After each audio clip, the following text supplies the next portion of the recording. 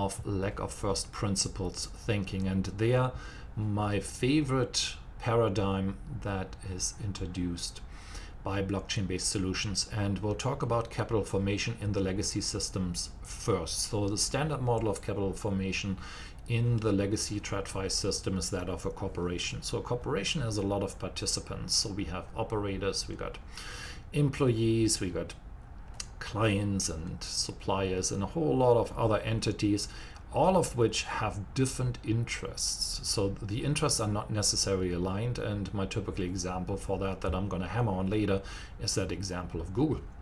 And whereas a decentralized autonomous organization provides you with a different model, and Bitcoin was the first example of a DAO. So you got owners, investors, you got users, employees, and all of them can align their interest by either running a node and or holding a mining reward on a chain, if that's indeed something that the chain provides. So, and if you compare things like JP Morgan chain, very large corporation, the largest bank in the United States, with an implementation like Bitcoin, again, apples to oranges, obviously, but then JP Morgan Chase has 250,000 employees, whereas there's about 10 full-time Bitcoin core developers, a lot of volunteers, obviously, but already Bitcoin has much larger transaction volume, it's global, it has larger revenues at the moment.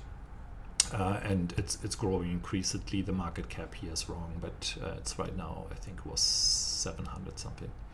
So when you look at decentralized autonomous organization, again, look at the useful use cases for these type of capital formations, and then think about who's going to lose out in the future. So we made a couple of loser predictions here below, and I keep harping on things like Uber, DoorDash, Airbnb.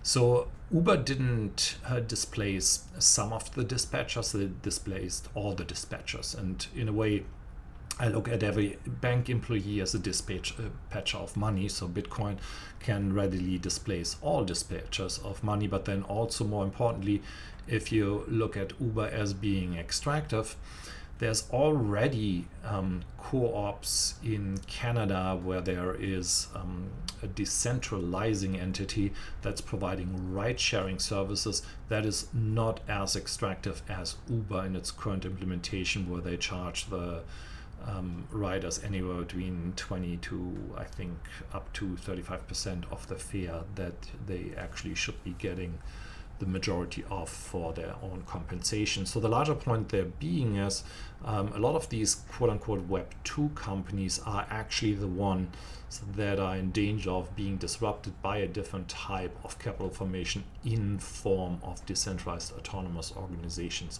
which I think is going to be the most important topic of this year.